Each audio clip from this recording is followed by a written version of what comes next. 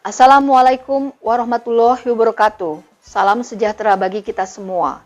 Saya Dewi Kartika, Sekjen Konsorsium Pembaruan Agraria, mengucapkan Selamat Hari Buruh Internasional kepada seluruh kaum buruh dan seluruh serikat-serikat buruh di Indonesia.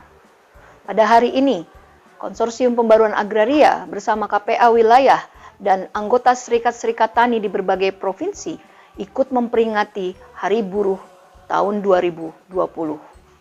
1 Mei, seluruh dunia merayakan Hari Buruh. Hari ini tidak seperti tahun-tahun sebelumnya. Perayaan May Day kali ini, selain kita masih hidup di tengah ancaman kapitalisme yang mencengkram sendi-sendi ekonomi dan politik, kita juga tengah berada dalam situasi krisis berlapis akibat wabah corona, sekaligus ancaman RUU Cipta Kerja. Dalam peringatan May Day 2020, kita menyaksikan satu sejarah krisis tatanan kapitalisme yang begitu besar, bukan karena wabah virus, tetapi disebabkan oleh kapitalisme. Saudara-saudara sekalian, kawan-kawan buruh, merebaknya virus ini adalah akibat eksploitasi sistem kapitalisme terhadap tanah dan seluruh kekayaan alam, sehingga kemiskinan struktural, pupusnya kearifan lokal, dan kerusakan lingkungan semakin mendalam. Tidak dapat ditanganinya virus sebab telah lama usaha-usaha kesehatan, pendidikan kesehatan adalah produk industri kapitalisme.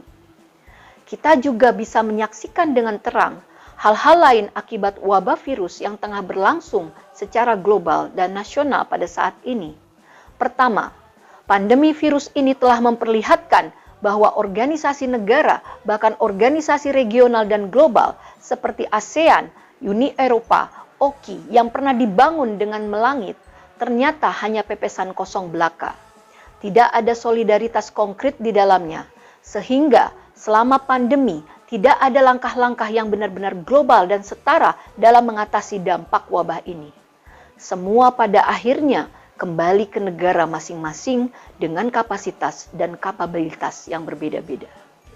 Kedua, pandemi virus ini memukul sangat keras kepada negara-negara dengan ketimpangan ekonomi yang begitu tinggi, seperti halnya di Indonesia yang berdampak pada sulitnya upaya pencegahan hingga pemusnahan virus ini. Ini disebabkan oleh tata cara social distancing hingga kebijakan PSBB berakibat besar dan berbeda pada lapisan masyarakat miskin. Ada krisis berlapis, darurat kesehatan, ancaman kelaparan, dan kemiskinan baru yang terjadi. Sementara jaringan pengaman sosial seperti bantuan uang dan pangan tidak cukup siap mengantisipasi maupun menangani secara sistemik dampak multidimensi yang dialami oleh kelompok rentan. Ketiga, tidak ada solidaritas dari pengusaha-pengusaha kaya yang selama puluhan tahun telah diistimewakan dan dimanjakan oleh negara dengan segenap regulasi dan dana. Justru solidaritas antar rakyatlah yang terbangun. Kita mencermati tidak ada mitigasi negara yang kuat dan jelas dalam mencegah PHK massal oleh kelompok perusahaan, termasuk mengatasi dampak lanjutan dari PHK tersebut.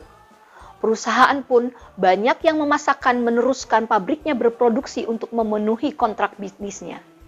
Parahnya, lagi-lagi perusahaan-perusahaan besarlah yang mendapatkan keuntungan dari situasi wabah ini dengan menunggangi impor-impor obat-obatan, alat medis, hingga kelak vaksinnya.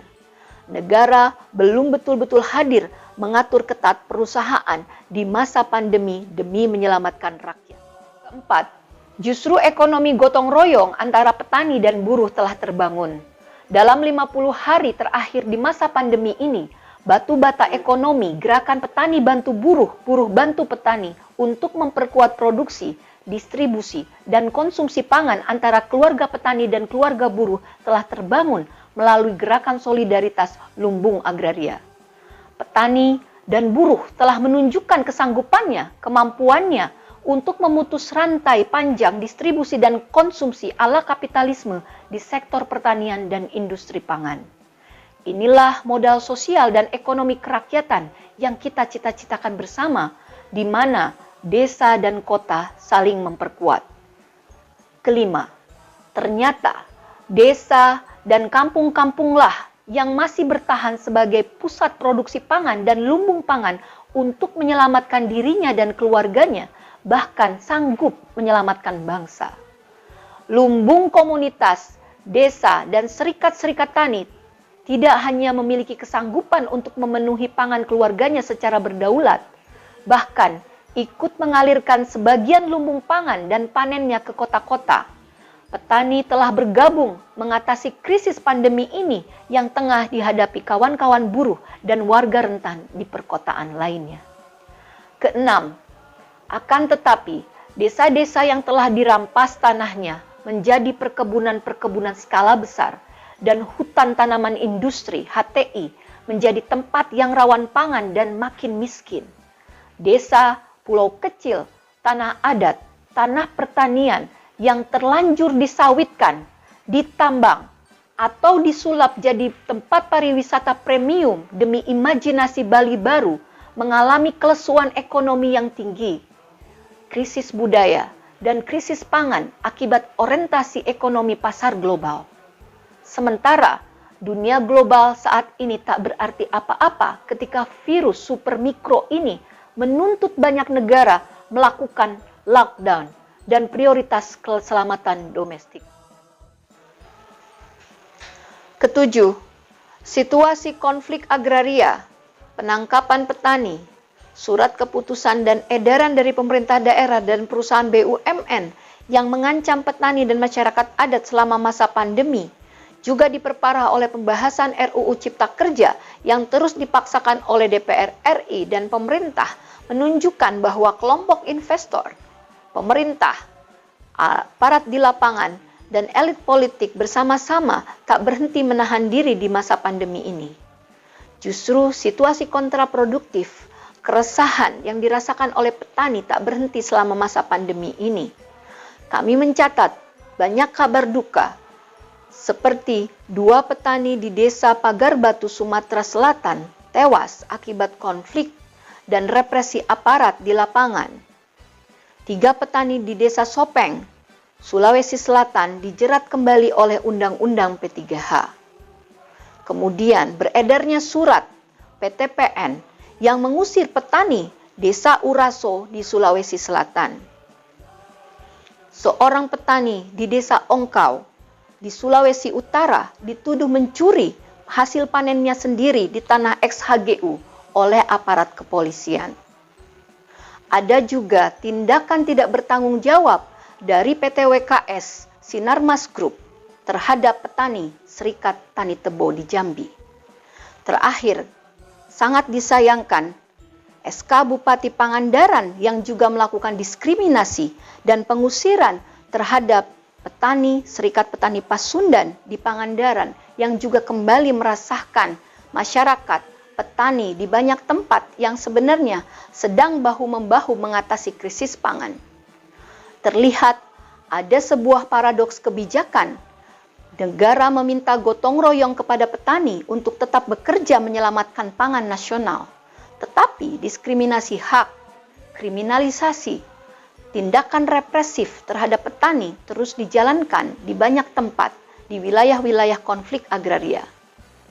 Ada pula ilusi besar kepada publik tentang kemuliaan misi menciptakan lapangan kerja lewat Omnibus Law. RUU ini nyata merupakan amunisi baru kapitalisme untuk mendorong terus terjadinya proletarisasi petani dan keluarganya menjadi tak bertanah. Petani dipaksa menjadi buruh tani, menjadi landless tak bertanah, menjadi buruh kebun, bahkan hingga menjadi TKI dan TKW di luar negeri. Dalam rancangan Undang-Undang Cipta Kerja, tanah diperlakukan sebagai barang komersil semata, dan manusia hanya diproyeksikan sebagai para kuli, sumber tenaga kerja upah murah demi ciptakan lapangan kerja baru ala kapitalisme. Oleh sebab itu, kawan-kawan semua, reforma agraria adalah desakan dan tuntutan kita bersama untuk mengalahkan kapitalisme. Selama ini, reforma agraria baik di May Day maupun di Hari Tani Nasional telah menjadi tuntutan kaum buruh. Kami bangga kami berterima kasih kepada seluruh serikat buruh dan para pimpinan gerakan buruh yang mendorong agenda reforma agraria sebagai agenda bersama. Apa hubungan antara reforma agraria dan tuntutan kaum buruh? Tidak dijalankannya reforma agraria adalah salah satu sumber penyebab rendahnya daya tawar kaum buruh dalam hal kebebasan berserikat dan hak upah layak. Sebab tenaga kerja produktif pedesaan yang terlempar atau tereksklusi dari desa karena tanah dan kampung mereka telah dirampas, karena tanah pertanian semakin menyusut bahkan musnah. Menjadi petani dan peternak tidak ada masa depan, oleh karena reforma agraria tidak kunjung dijalankan. Keluarga petani, para pemuda-pemudi di desa merupakan tenaga kerja produktif yang akhirnya terpaksa harus bermigrasi ke kota-kota hingga ke luar negeri untuk bertahan dan mencari keuntungan hidup yang lebih baik. Menumpuknya suplai calon pekerja dan rendahnya lowongan kerja telah menyebabkan para pemodal memiliki daya tawar yang tinggi, sehingga otomatis daya tawar calon pekerja dan para buruh melemah. Petani sebagai produsen pangan juga telah didesain sebagai pensubsidi pangan murah. Syarat bagi upah murah agar dapat dijalankan adalah menjalankan politik pangan murah. Syarat bagi banyaknya suplai tenaga kerja dari desa adalah dengan menciptakan ilusi bahwa pertanian rakyat sebagai pondasi yang rapuh dan tidak lagi menjanjikan masa depan yang cerah. Seperti harga panen petani yang dibeli murah, dibiarkannya monopoli pasar oleh swasta, sistem tengkulak dan mafia-mafia pangan yang kawin-mawin dengan para pejabat korup. Dengan begitu, cadangan tentara, tenaga kerja terus-menerus melimpah dari desa. Bahkan, harga pangan lokal sedikit meningkat pun, keran impor pangan dibuka lebar atas nama ketahanan pangan nasional. Nyata bahwa kedaulatan pangan nasional baru sebatas bermimpi. Demikianlah lingkaran itu berputar terus. Kapitalisme di negara semacam Indonesia telah berjaya di atas upah buruh yang murah, di atas perampasan tanah-tanah rakyat, di atas pemiskinan buruh dan petani serta masyarakat miskin di kota. Oleh sebab itu, memperingati Hari May Day 2020, KPA menetapkan visi ke depan. Pertama, globalisasi perdagangan harus dirombak menjadi globalisasi keadilan. Kedua, pemerintah nasional dan daerah yang berorientasi semata melayani orang kaya, yang hanya mengerti konsep pembangunan yang berpusar pada pelayanan investor, bahkan diperbuas oleh RUU Cipta Kerja, haruslah dilawan secara bersama-sama. 3. Menaikkan upah buruh, menolak PHK, dan mendorong sistem ekonomi berkeadilan dengan menyerahkan membagi saham-saham kepemilikan industri kepada serikat-serikat buruh. Keempat, menghentikan perampasan tanah rakyat oleh negara dan pemodal, mengembalikan fungsi tanah, fungsi sosial, memulihkan dan mengutamakan desa, kampung-kampung adat dan pesisir, serta memperkuat pusat-pusat produksi pertanian, peternakan, perikanan, dan industri pengolahan rakyat dengan cara segera melaksanakan reforma agraria secara penuh dan konsekuen sesuai mandat Undang-Undang Dasar 45 dan Undang-Undang Pokok Agraria 1960. Kelima, mendorong adanya Persatuan Nasional Buruh, Petani, Masyarakat Adat, Nelayan, Perempuan, bersama rakyat lainnya merupakan prasyarat mutlak bagi menguatnya perjuangan politik rakyat dan tatanan ekonomi kerakyatan yang berlandaskan gotong royong, keadilan, dan keberlanjutan kehidupan. Sikap politik KPA, mari satukan kekuatan rakyat melawan RUU Cipta Kerja, jalankan reforma agraria, dan bangun ekonomi kerakyatan. Salam pembaruan agraria, selamat Hari Buruh, kawan-kawan semua, petani, buruh, masyarakat adat, rakyat lainnya bersatu melawan Omnibus Law, mendorong segera dijalankan reforma agraria. Salam hormat, saya Dewi Kartika, Sekjen Konsorsium Pembaruan Agraria.